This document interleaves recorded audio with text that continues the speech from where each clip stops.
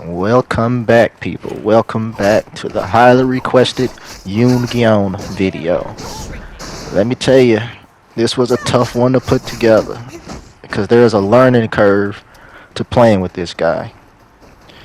But the first tip I can tell you is to use his third ability. You'll see it coming up. Watch this. Hit him with the third ability, and there you go.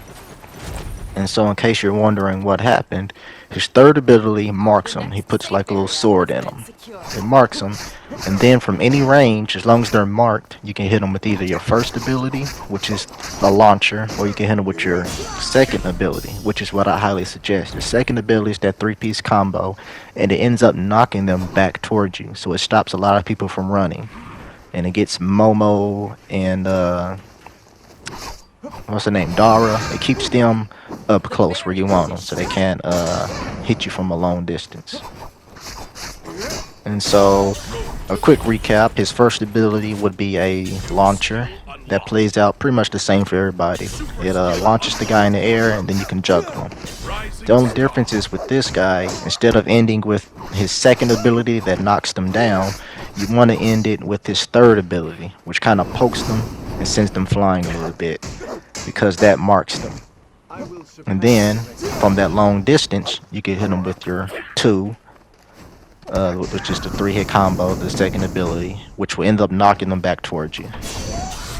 There, I used my first ability to launcher at a long distance, because he was already marked.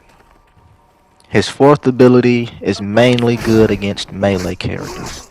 That's the one where the black tiger spirit that's in the floating sword comes out, and then Yoongeon's soul comes out of his body, and all his abilities refresh, and they also have an AoE knockdown and pushback effects, which is very good against melee people. It keeps melee people at a distance, so you'll spam all three abilities and then put his soul right back to his body to keep fighting.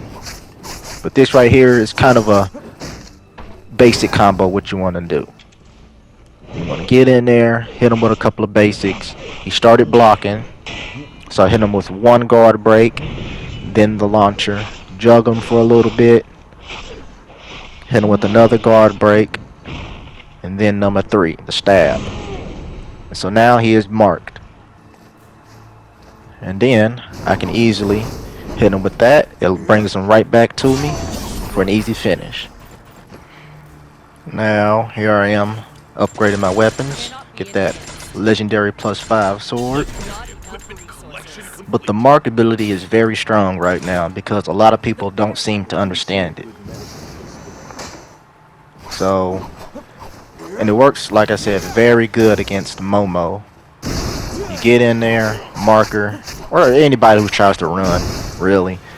Like if someone's running, I typically get one hit in and then mark them. One hit, mark, and then I can just, there we go, hit him with the 3-piece. Little phantom came in here. That don't, ain't gotta worry about no phantom. The next safety zone has been secured. Here I'm just trying to bide my time on her, get some combos in. I tried to ult her, but the phantom interrupted my ult before I could push it. But now I hit him with the same strategy. Get one hit in, stab him, bring him back to you. That's a great way to stop all the running around, the chasing and stuff. But that's the end of the first round. 8 kills. We're going to move on to the second one. The second one, man, that was a tough one. Here I'm going to be running up against a Momo. And one thing that you need to learn about Momo if you're playing with the melee character is after her third basic attack, roll under it toward her. Roll. See that? You roll under it, and you'll get right up in her face. And most Momos, since they're so attack spammy, they don't have good defense. But I just poked her, just stabbed her. I can finish her off from a distance. Drop attack in, hit him with the air combo, And this dude tries to run. He tries to, but you know what it is. One attack, hit him with The the barrier is the shrinking. three, but he died from the three. I guess this is another little tip. I don't always engage until I have enough stamina, because I block a lot, and I don't want my guard to be broken. Like that. Launch him, hit him with the combos, poke him for the long distance. Got him marked, bring it on back. Safe area has been But he didn't come secured. back because this guy yanked him toward him. So he stole my kill. So we gotta take care of him. Once again, dude had no stamina, broke his guard. I always try to stay with a lot of stamina. A I bomb was has surprised been that this guy was already level 10 because I was having a pretty good round. So he was one level ahead of me. But it matters not when you have superior skills. And there we go. One more time. He's blocking. One guard break. Aerial. Hit him with the launcher. Juggle him a couple of times. Another guard break. Followed by the poke, the number 3. Now he's at my beck and call, my whim. And I can easily hit him with the number 2. Bring him back up close. But June does have the double dodge, which is good at breaking distances and getting close. So he was using it pretty effectively, but not effectively enough. He didn't block at the end. Now I have been coming up across a lot of Doggy and Momo. Doggy isn't really a problem for me because I know her play style. I know how to play her. Momo took a little bit of a learning curve, especially with Yoongeon, because that's probably the only negative about this guy. He doesn't really have a good way to close the distance, to get in there. He doesn't have a good way to get in there. a boss has So been against Momo, it took me a minute, but since they're so spam heavy, after 3 basic attacks, you just want to roll under the 4th one, which is the last hit of her chain, and you'll end up right in front of her, and then you can beat on her. Now this was a close match right here. I hit him with the launcher though, and I fish him off with the black tiger. And we slam him. There we go. One more time, just in case you missed it. That's probably the best way to use it while they're in the air juggling. Best time to pull out your spirit. Once again, only use it on melee characters, because long range characters, they'll tear you up. Now this is a good example of combat power. This doggy is the top player in the lot. Well, no, she's not the top player. I'm the top player. I'm a destroyer. She's only a killer above her name. But she has the highest amount of combat power. All my equipment at the bottom is green, and I have 1 blue piece. That's the chest piece. the Now, barrier once again, when you kill doggy, roll away so you're not affected by the knockback. When she finishes her animation, beat on her. But I just thought I would try to highlight this, that combat power is not the end all be all. The person with the highest combat power is not set in stone to win the match. It's not an accurate representation of skill. Here I am buying all legendaries to get my power scaling Isaac. I can get it.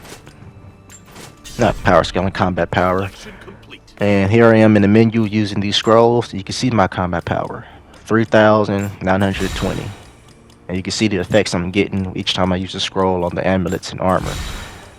the barrier I end up getting 4,000 combat power once I upgrade my chest piece. 4,000 combat power. Doggy had 6,000. 2,000 more combat power than me. And I still beat on her like it was nothing. resources. So, in short, combat power is not an accurate representation of a skill level, The and some characters naturally have a higher combat power. Like right now, I have all legendary gear, and I just broke even with 4,000. If there was a Wukong with the exact same gear, he would have a much higher combat power than me. which makes sense because it would be weird if the Monkey King was not perceived as a threat. But not a lot of people think like that. They want a more accurate and even combat power. So maybe they'll fix that later. But enough about that. Let's get back to this complete chaos in this small circle. I'm just trying to survive and, create some distance so I can heal.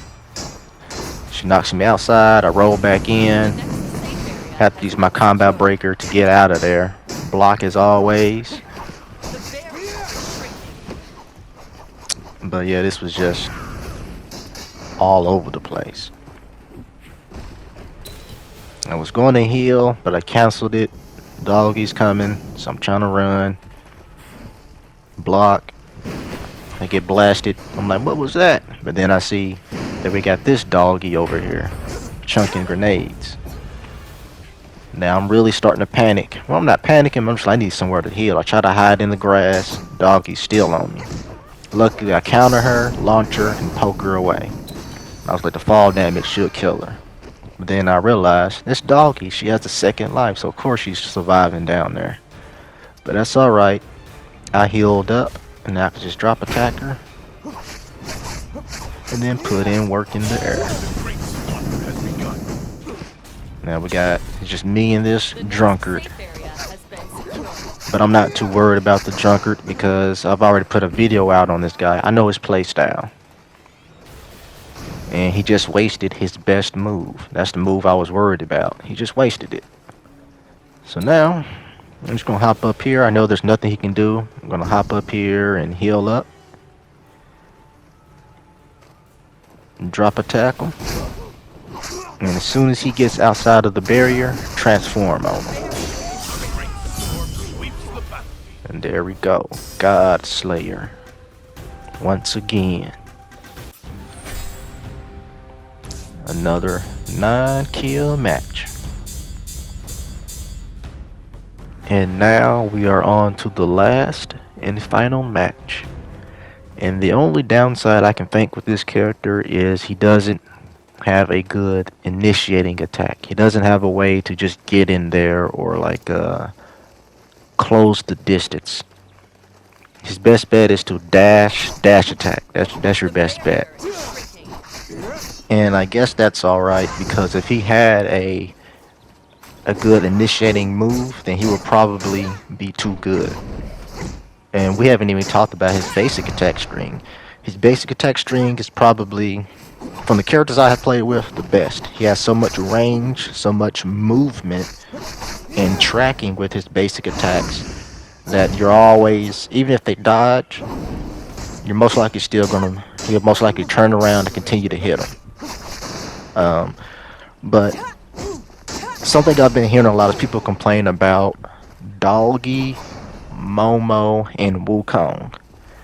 And I'm just gonna say this is just like any other fighting game, people. If you're having trouble fighting a certain character, play with that character. Learn their moveset, learn their play style. The reason I'm so good against fighting Doggy is because I played with Doggy so much. I know her play style, I know her moves. Like coming up, I kill her, I know to dodge back so I don't get pushed back by her reviving and I can beat on her. Momo, I went to the training mode and I put the computer on hard. I just blocked, and that's when I realized that on her third basic attack, if I roll under the fourth one, I'll be right in her face and she can't do anything. Wukong, I don't have him unlocked, but I did play with him a lot in training mode. And I realized he only has his basic attack string, a launcher, and the power pole that lets him do a drop attack. But you can block the drop attack. So all he really has is his basic attacks and a launcher. But here, I scrap everything, and I find probably the best attachment for an amulet. Armor penetration. That's probably the best one that I've found. So, I would suggest if you get a scroll, use it on your amulet to try to get that armor penetration. 40% armor penetration is I think too good to pass up. New skill unlocked. But my next video will most likely be on Samjung Rising because star. while I was getting frustrated playing with Yoongeon, I was getting beat on. Like I said, 72 win ratio down to a like 30-31. I was frustrated, and so in between getting frustrated, I was just playing with other characters, and I said, well, let me give Samjung a try out. And he's actually pretty decent, so he might be my next guy I make a video on. I don't have Wukong. I have like 14,000 points right now, which still is pretty short away from Wukong, so won't be getting him anytime soon. Once again, get everything legendaried up, buy 2 amulets. And I was like, what happened? What's going on here? And I realized they didn't want to replace the amulet with the enchantment. So I had to put the amulet with the enchantment back on because, hey, I want that 40% armor penetration. Fighting this June up here, my objective was to knock him off. And there we go. A falling blow. A small tip would be if you're falling and you think, or well, if you know the fall is going to kill you, you can break the fall by using a combo breaker. And I just killed this June who for some reason did not block. And here I was running to the blacksmith to upgrade the amulet that had the armor penetration, but ended up dropping in on a doubt. She used her combo breaker, so now I know the launcher, she has no defense. And as you can see, I don't have too much of a problem. Well, right there you can see how strong his basic attack chain is, but I don't have too much of a problem fighting Doggy. Run away from the revive stuff. Kill. Boom, Assist of let the barrier kill her. But that's about it for this video. If you liked it, like it. If you disliked it, dislike it. Has been secured. Go ahead and subscribe. This is a very small channel. Shrinking. For real, if you did like the video, subscribe. That way you get notified and you can find this channel again. But comment who you want. Most likely it will be Samjung next, but if you got an idea of someone else, comment below, let me know, and I'll catch y'all in the next one. Peace.